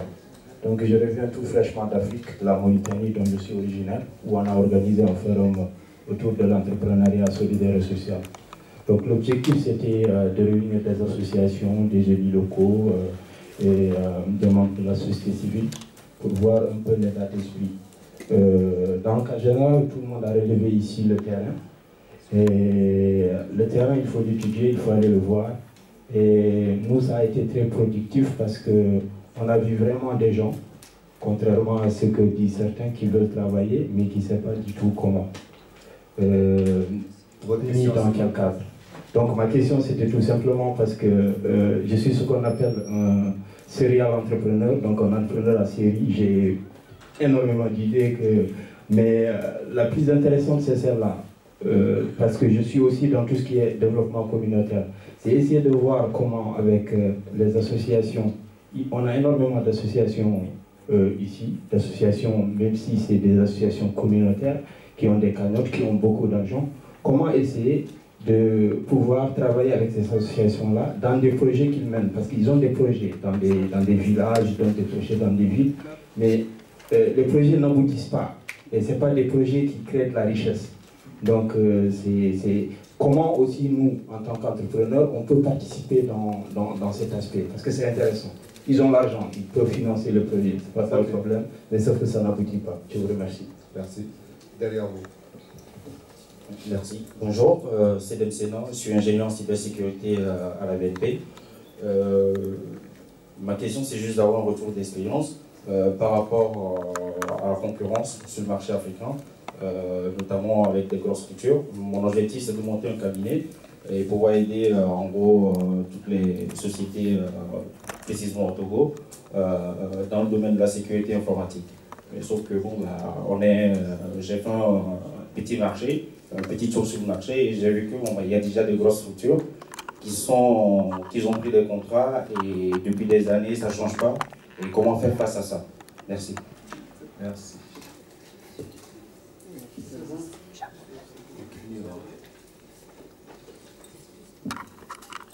Ma question, je pose à M. Théo. Théo, là, oui. Présentez-vous. Vous avez dit que les Africains... Est-ce que tu peux te présenter? Je m'appelle Ruth. Vous appelez Ruth Nabakou. Et ma question, c'est de savoir, vous avez dit que les Africains, c'est à haut risque pour les organismes qui avancent les financements. Et j'aimerais savoir pourquoi. Aussi, je me pose cette question, savoir, par exemple, des fois on a une idée, les gens ont des idées et on commence bien, Mais après, ça tombe à l'eau parce qu'on n'arrive pas à fournir le marché dont vous avez identifié à long terme. Ça peut être à cause de ça que c'est un risque. Et j'aimerais bien que vous m'expliquiez. Et aussi, vous avez dit que vous avez vous-même commencé ça à un sou dans la poche. J'aimerais bien comprendre comment vous avez fait, parce que moi-même, je n'ai pas un sou dans la poche. Et peut-être je vais apprendre et savoir comment faire pour arriver à monter mon projet. Merci. Je vous dirai avec plaisir. Merci, oui. Alors, déjà, je plante le décor. Il est 17, 19 même. Oui. On doit avoir terminé à 30. Donc on va avoir 5-6 minutes chacun. Non, non, à vous deux, vous ferez 10 minutes et puis on enchaînera. Je commence par Théo qui parle plus. Non, je suis entrepreneur depuis 12 ans, je crée, je gagne, je fais des choses, c'est important, il faut que je parle. Comme j'écris aussi, il faut que je parle. Alors, donc je vais commencer par madame. Je voulais ouvrir un cabinet à la fin de mes études, je ne cherche pas d'argent, j'ai fait une grosse école de commerce, j'ai fait une fac aussi avec un DIA. J'ai un poste de chargé d'enseignement, j'ouvre un cabinet. Je commence à travailler avec des sous-traitants. Une année après, j'ouvre mon cabinet à la Défense. Aussi simple que ça. Parce que j'ai vendu mes services, mes prestations, et je me permets de créer parce que j'ai économisé un tout petit peu. Donc, je n'avais pas d'argent à la base. Par rapport à votre question, le financement. Parce que les banques, ce sont des entreprises. Une entreprise a son argent, elle peut décider à qui octroyer un financement ou pas. Donc une banque, ce n'est pas du tout une organisation sociale qui donne de l'argent gratuitement. Donc ne comptez pas au niveau des banques pour développer votre projet, comptez sur vous-même. Qu'est-ce que vous savez faire par exemple? Votre projet c'est quoi? Dans le design, par exemple aujourd'hui, vous pouvez rencontrer 5 personnes, vous leur proposez de designer leur maison. Moyennant et de les former dans le design. Donc vous n'avez pas besoin tout de suite de local, mais vous avez un réseau aujourd'hui qui vous permet de tester vos créativités. Imaginez vous avez fait du bon travail avec moi. Je vous recommanderai une autre personne. On m'invite dans plusieurs pays. Pourquoi? Parce que j'ai démontré que j'étais capable de faire des choses réelles. Et si vous avez des potentialités, je vous invite à les montrer. En Afrique, si on montre nos potentialités, on nous dit non, non, non, vous n'êtes pas humble. Humble, quelqu'un qui me dit c'est que cette personne-là n'a pas de connaissances. Les connaissances, il faut les faire sortir. Moi, j'en ai. Oui, c'est de la jalousie. Moi, j'en ai. Hein. J'en ai. Des présidents m'invitent, je suis très ravi de prononcer des discours devant des présidents. C'est que j'ai su montrer que j'ai des capacités réelles qui sont pratiques, qui sont faisables, qui donnent de la valeur. Dans son école de commerce, j'étais le meilleur enseignant pour 7 ans. Meilleur enseignant du groupe IGS. 7 ans, premier enseignant. Et je suis quelqu'un dans mes classes, si vous venez en retard, demandez à Madame Ligo, vous ne rentrez pas dans ma salle. Je suis quelqu'un qui n'apporte jamais de support de cours. Ça fait 7 ans que j'ai enseigné dans notre école de commerce. Premier toujours. Et pourtant, on a un réseau de 24 écoles de commerce. Je suis premier tous les ans. Et si je mens, elle peut me dire non. Donc il faut montrer les compétences. Donc madame, être femme, être jeune, c'est compliqué. Être femme, on va vous voir d'un œil négatif. Mais vous savez, ne montrez jamais à quelqu'un que vous savez faire. Montrez à vous-même que vous avez la capacité de faire. Vous allez avoir plusieurs tentatives, mais résistez aux tentations. C'est très difficile l'Afrique, mais la France aussi, c'est pas facile. Croyez à votre projet, allez-y, à fond, ça va marcher. Pour madame qui est consultante, qui n'arrive pas à gagner sa vie, je comprends votre problème, parce que vous êtes passionné. Vous êtes passionné. Je préfère que mon grand apporte une réponse. Une partie, je me reconnais en vous. Ça dit, moi, par rapport au livre, je ne gagne rien du tout parce que je suis passionné. Une autre question aussi qui m'a été adressée, qui est très importante. La personne qui me disait en fait, oui, jeune femme, pardon, vous n'avez pas besoin d'argent. L'exploitation, elle est là. Mais cherchez qu'est-ce qui manque dans l'exploitation et vous apportez une solution tout de suite. Une fois que des solutions sont vendables chez votre tante, vous dupliquez les mêmes solutions ailleurs. Vous devenez milliardaire dans un an, vous n'avez pas besoin d'aller loin. Ça, c'est des choses qui sont réelles, que vous pouvez réaliser tout de suite. Par exemple, vous allez vous rendre compte, vous avez accompagné la femme à planter 7. Vous dupliquez le modèle, on est à 14. Vous vendez la même solution à une autre personne. Mais plus tard, vous dites, mais cette femme-là, je peux la vendre de la comptabilité, de l'analyse financière, jusqu'à ce que vous touchiez le monsieur qui a un projet de sécurité informatique. Il développe une petite application permettant de gérer à distance tout ce qui est arrosage, tout ce qui est ainsi de suite. Donc, à travers votre action, vous développez un certain nombre de chaînes de valeur, comme il disait tout à l'heure, pour développer d'autres initiatives. Donc, pour conclure, je dois conclure, c'est ça? Ah oui. Ça fait 12 ans que je parle, il faut que je me taise maintenant. C'est normal, parce que j'en ai dans la tête. C'est normal. Non, je le dis, il faut le dire. Il ne faut jamais dire que j'en ai pas, il faut dire j'en ai. Alors, pour conclure, je vais conclure à travers mes livres. Généralement, ce n'est pas un message que vous demandez d'acheter. Vous achetez ou vous n'achetez pas, il n'y a pas de problème. Mais vous savez, nous, on a un pays où nous ne sommes pas solidaires dans la réalité. J'ai pris le choix d'acheter des bureaux locaux. Mon lit, il est fait au Sénégal et j'en suis ravi. Tout ce que je fais dans la vie, s'il n'y a pas d'Afrique, je n'y mets pas. Il faudrait qu'il y ait une touche africaine. Alors, nous, Africains, nous ne commerçons pas ensemble. Moi, je suis une personne mal placée pour parler de ça parce que tout ce que j'ai gagné, je l'ai gagné en Afrique. Et mon appartement que j'ai acheté ici, l'argent, c'est gagné en Afrique. Pas au Sénégal. Au Sénégal, je ne gagne pas d'argent. C'est d'autres pays, ah oui, non, mais je le dis, c'est dans les autres pays que j'ai gagné de l'argent. Je partage avec vous. Mais aujourd'hui, nous, on a une difficulté majeure. Je suis Congolais, je suis Sénégalais, vous vendez un bien, je n'achète pas chez vous. C'est quoi ce truc? C'est quoi ce truc? Non, c'est quoi ce truc? Et vous voulez l'Afrique? Je ne vous demande pas d'acheter, mais j'ai envie. Là, maintenant, j'ai convaincu, j'ai donné un chèque de caution là-bas. J'ai envie que vous achetiez mes livres, que vous les lisiez. Non, je rigole pas. Ce sont des livres qui permettent d'apporter de la valeur. Si ça ne vous convient pas, vous me rendez les livres, je vais vous les rendre. Vous notez mes coordonnées parce que je n'ai pas de carte, je ne veux pas qu'on me demande mes cartes. Vous notez Théo Lam, mon email. Désolé, j'ai terminé, je donne mon adresse directement. Mon email c'est THEO. Mon grand frère va compléter pour la partie qui n'est pas complète. Théo.lam, L-A-M, Théo.lam, @ESDL, École supérieure de développement du leadership, ESDL. .sn, moi je suis sénégalais en même temps, SN. .sn. Non, c'est important. Donc, .sn. J'ai un deuxième mail, mon mail personnel, lamthéo79, @yahoo.fr. Il reste juste à donner mon numéro de téléphone et c'est fini. J'ai réussi à détourner. Je pense que pour le numéro, il faudra. D'accord. Ah oui, pour les dédicaces.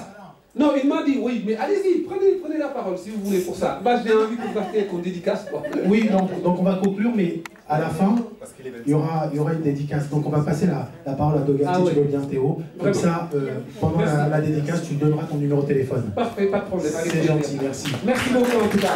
Merci. L'avenir est assuré par les petits frères comme ça. On est tranquille. Alors, Doris, sur les bijoux, je ne sais pas si vous avez abandonné le projet, mais en tout cas sur le médical handicap, très bien. Vous êtes dans un bon secteur, le secteur de la santé en général et du handicap en particulier. Il y a des solutions qui sont en ce moment sur le financement. Voilà, si le projet est bien conçu, on en parle tout à l'heure, il y a des choses à faire. Ça vaut aussi pour tout ce qui est retraite. Hein, les résidences, personnes âgées, aujourd'hui il y a des financements qui sont chinois. Laetitia, comment motiver les jeunes? Oui, vous avez dit un souci, c'était... ouais, Laetitia. Voilà, trouver de l'argent. Mais vous les payez comment? Non, parce que... Mais ils ne viennent pas au travail pour autant. Non, mais bon, c'est une question de management, ma chère. C'est-à-dire qu'il y a un moment où... Non, il faut le faire au départ. Donc, il faut travailler sur le management pour mettre un esprit d'entreprise dès le départ. Et c'est au moment de l'embauche que celui qui arrive dans l'entreprise se rend compte de l'endroit. Vous avez créé un décalage, les salaires sont au-dessus de la moyenne. Il faut se donner une identité dans l'univers concurrentiel dans lequel vous êtes. Okay? Alors, ensuite, non mais bon, un salarié il doit à l'entreprise un certain nombre de retours. Il faut simplement être ferme là-dessus. Ici comme là-bas, hein, c'est pas une question. Pour les vols, mais vous avez tout à l'heure cité les éléments. Je pense qu'il y a... Non mais ça, je ne dis pas que les problèmes n'existent pas. Il faut les gérer. Il faut peut-être impliquer un peu plus ces salariés-là. Il faut en faire de leur entreprise une entreprise dans laquelle ils ont eux-mêmes partie prenante. Hein? Voilà, il faut trouver une solution d'intéressement pour qu'ils se sentent et qu'ils soient eux qui protègent l'entreprise. Okay? Sandrine. Sandrine dit inquiète votre ingénieur dans ce domaine, voilà.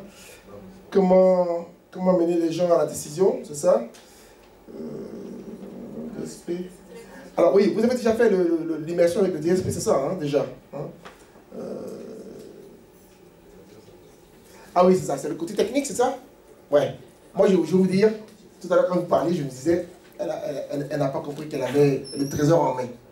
Au contraire. Alors, je ne sais pas si Centrafrique, Cameroun, Congo, c'est délicat, mais je peux vous dire que Côte d'Ivoire, Togo, Guinée, Burkina, Sénégal, Mali, au contraire. C'est-à-dire, une femme de ce domaine-là, elle casse la baraque. Donc, je suis certain, de toute façon, quand nous parlions, on le sentait. Vous êtes une femme déterminée et faites-vous respecter dès le départ. Et oubliez l'idée que vous êtes né là-bas, mais vous n'avez pas grandi là-bas, vous êtes une femme. Faites de cette particularité votre force. Et on va finir, mais on se voit tout à l'heure. Je vais vous faire rencontrer des femmes entrepreneurs dans d'autres pays et au Cameroun, dans des domaines un peu spécifiques, qui sont en poigne. Vous rentrez dans un réseau et vous arrivez sur le marché comme ça. Ils vont courir les clients, ne vous inquiétez pas. Je n'ai pas noté parce qu'il n'y a pas eu le nom.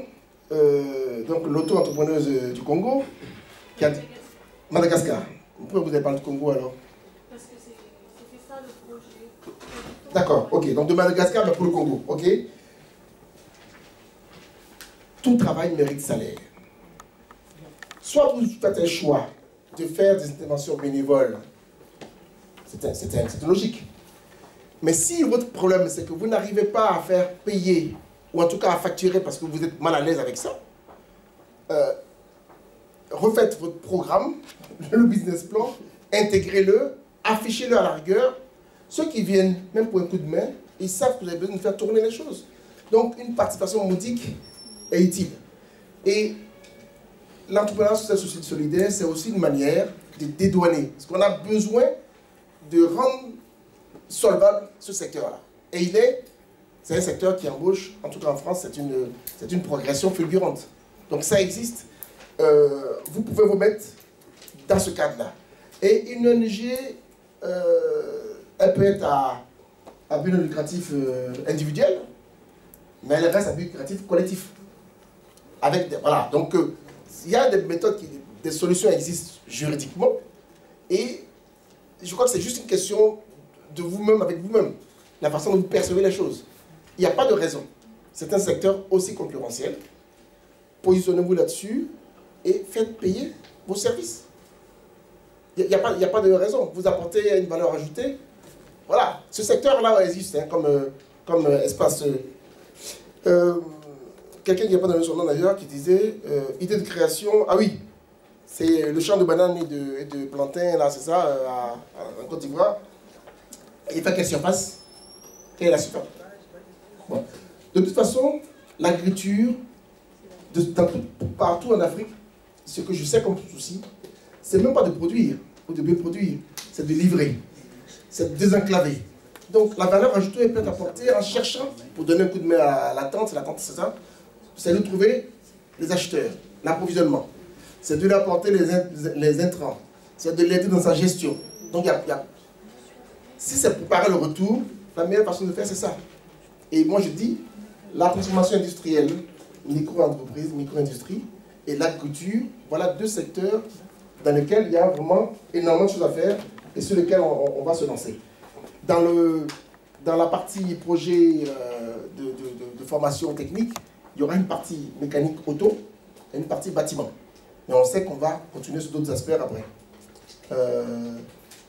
Salah Blay, moi j'ai noté conseil. Comment travailler avec des projets solidaires, faire aboutir, etc. C'était ça, hein. C'est un entrepreneur de Mauritanie. Voilà, moi je pense que j'ai noté conseil, puis on peut se voir après parce qu'on aura un peu plus de temps. Il y a des solutions, et je crois que vous pouvez vous-même vous positionner comme interface et solution à tout ce monde-là. Passer de référencer, aller les rencontrer. Vous avez un monsieur de la fédération ici par exemple, donc vous avez commencé déjà a échangé tout à l'heure, et puis proposer vos services. Parce que ceux qui ont de l'argent et qui ne savent pas où l'investir, au-delà, bon, vous c'est des projets communautaires, si j'ai bien compris. Là, c'est plutôt la recherche de projets à caractère rentable. L'important, c'est de proposer ces services. Les parents, parce que surtout les parents qui sont réunis là, ont besoin d'être accompagnés. Donc, faites la démarche. Si vous restez chez vous, vous ne pourrez pas les aider. Donc, en fait, faites cette démarche-là. Et puis, enfin, non, après, il y a une mention que j'ai laissée l'an dernier.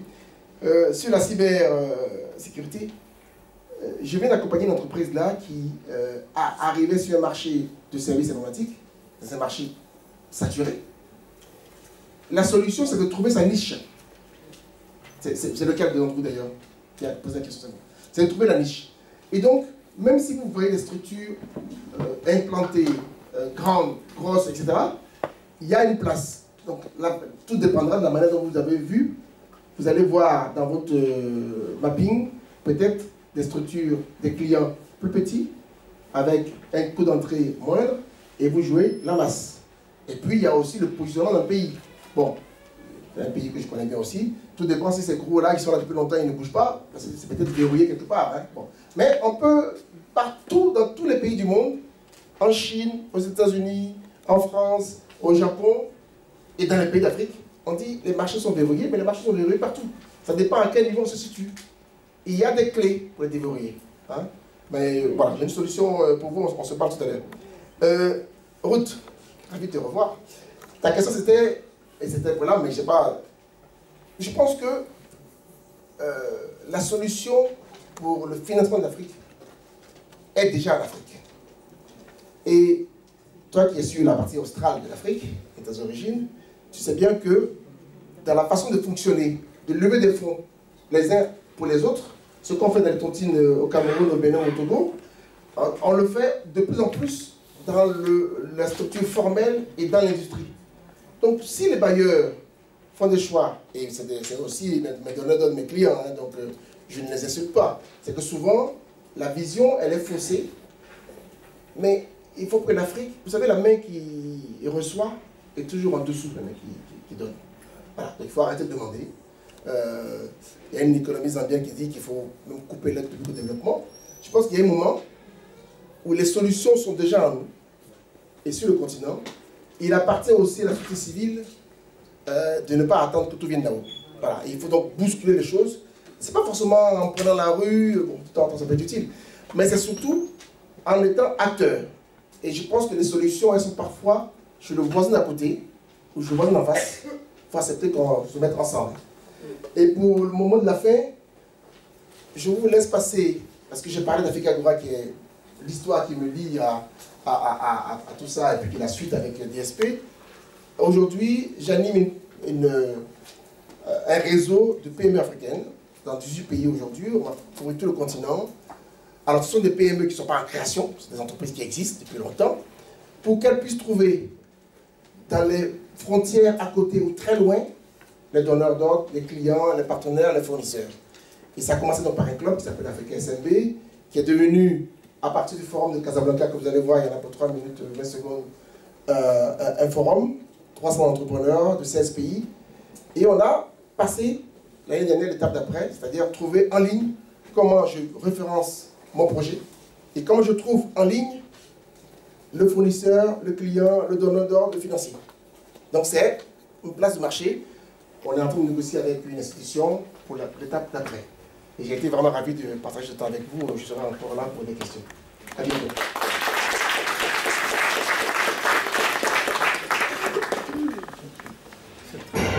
Toujours ravi de t'entendre.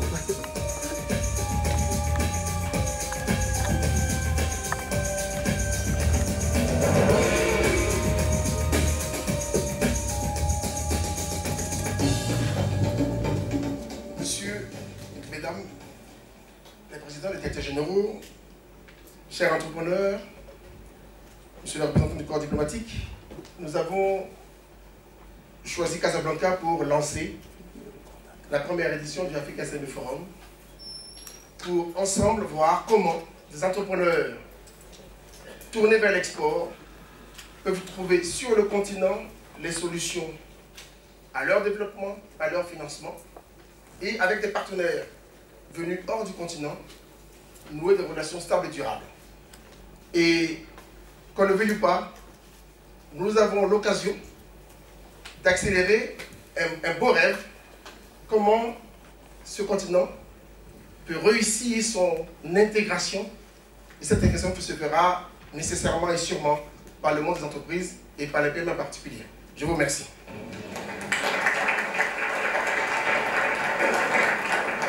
L'avenir, c'est le partenariat. Et l'avenir du partenariat, c'est de considérer ce que peuvent faire les petites et moyennes entreprises. Il y a matière à ce que les PME puissent être partie prenante de cette dynamique de succès qui est en train de se développer autour de l'Afrique. On reconnaît depuis plusieurs années maintenant que la croissance économique et l'emploi dépendent hautement du développement des PME. Et c'est pour ça que cet événement est déterminant si on veut achever l'objectif de la transformation du continent. C'est un plaisir d'être invité aujourd'hui à ce forum SMA, forum qui nous permet de discuter en fond des difficultés que rencontrent aujourd'hui les PME à pouvoir être le moteur de la croissance à l'instar de tous les pays du monde.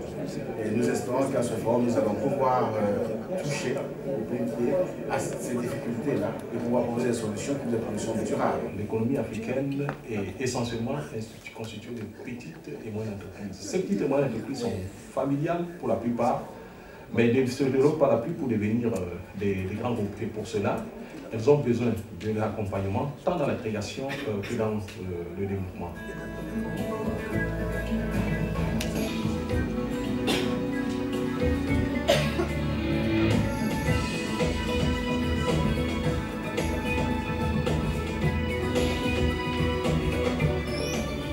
Notre objectif, c'est de permettre qu'en 3 jours, nous puissions aborder 3 questions clés. Comment accéder au financement, comment accéder au marché et comment renforcer la capacité managériale du dirigeant.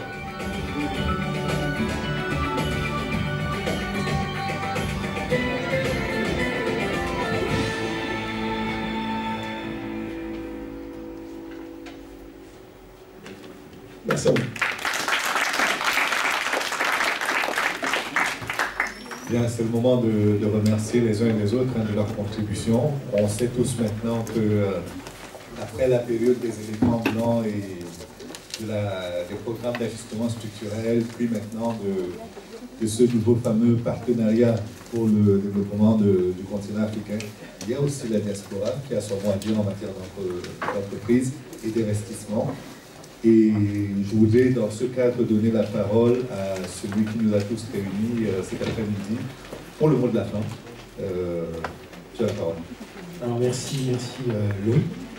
Alors c'est l'ADSP qui vous a fait venir, c'est pas moi particulièrement.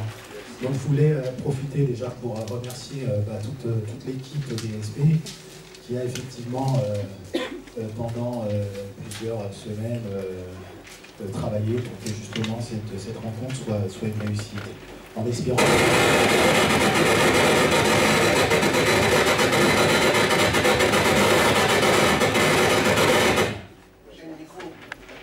Écho. Alors en espérant que vous avez tous pu en apprendre des différentes expériences. Moi ce que je retiens de cette conférence, déjà, le principe même de l'entrepreneuriat, c'est quelque chose d'assez difficile, que ce soit en France ou en Afrique. Entreprendre, c'est le parcours du combattant, c'est beaucoup de difficultés. Au-delà de présider une association, j'ai pu par le passé entreprendre. J'ai parlé justement d'une exploitation de banane plantain que j'avais fait au Cameroun en 2008. Tout en étant ici, donc c'était très difficile de gérer les choses, donc il faut y être. Théo nous disait, c'est très difficile de gérer les choses à partir d'ici. Mais bon, j'ai pu quand même avoir un retour sur investissement. Et ça m'a fait d'ailleurs penser à justement une question de Laetitia qui posait la question sur le vol. En fait, justement dans le business plan que j'avais mis en place, j'avais 40% dans mon chiffre d'affaires et 40% sur, justement, dédié au vol et aux aléas. Parce qu'en Afrique, de toutes les façons, il faut intégrer tous ces paramètres, que ce soit le vol, que ce soit les arrêts maladie, enfin, des personnes qui vous disent voilà, j'ai un deuil, je ne pourrais pas venir. Ça, il faut l'intégrer, c'est culturel. C'est peut-être pas une bonne chose, je ne sais pas, peu importe, mais c'est comme ça qu'on vit en Afrique. Et donc, il faut l'intégrer. Je vais rien t'apprendre, tu es actuaire, tu sais faire des équations, mais dans des équations, ben, on met des inconnus, et puis on essaye de résoudre l'équation. Que ça soit positif ou négatif, on essaye de les résoudre. Donc il faut connaître le terrain, il faut connaître le marché, parce qu'on a effectivement travaillé ici, même si on a passé une partie de notre jeunesse en Afrique, mais on a travaillé ici, donc on a très peu de recul sur la connaissance du terrain, donc il faut aller sur place, il faut apprendre le terrain, faire une étude de marché comme on le ferait ici. Si ici vous voulez créer une boulangerie, vous allez voir si dans l'environnement immédiat de votre boulangerie, il y a des gens qui consomment du pain. Donc c'est pareil, en Afrique, si vous voulez vous lancer dans une activité, vous étudiez le marché, comme ici. Donc il faut connaître le marché, et après, il faut foncer. Un entrepreneur, c'est quelqu'un qui fonce. Il y a une petite phrase que j'ai récupérée de LinkedIn qui disait il faut, dans l'entrepreneuriat, il faut commencer petit, mais voir grand. Ça ne sert à rien de partir d'ici en se disant bon, allez, je vais prendre des grands bureaux à la grande place d'Abidjan qui coûtent des millions de francs CFA alors que l'activité n'a même pas démarré. Donc commencer petit, mais voir grand. Donc voilà ce que moi je retiens, en tout cas de cette conférence. Je remercie vivement donc les conférenciers, Dogad, Théo, Cheikh qui n'est pas revenu mais qui avait promis revenir, les intervenants, Osez l'Afrique, Armande, j'ai oublié un autre intervenant, Ted qui est peut-être plus en ligne. Est-ce que tu nous entends? Non, il est parti. Donc merci à Ted et merci à tous ceux qui sont venus. Et je conclurai,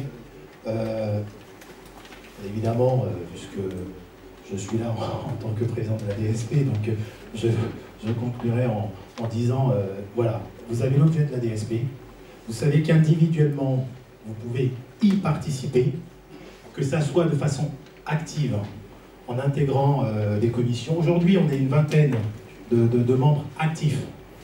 On a à peu près 200 membres adhérents qui ont pris justement leur carte d'adhésion. Vous avez reçu des petites fiches. Adhérer, c'est soutenir.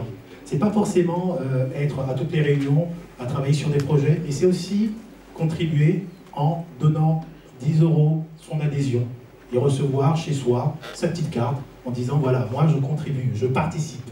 C'est ça la participation, c'est pas uniquement être actif. Et puis aussi, quand vous allez en Afrique, on a justement envoyé un mail, il y a quelques personnes qui se sont inscrites en disant voilà, je serai en Afrique au mois de juin.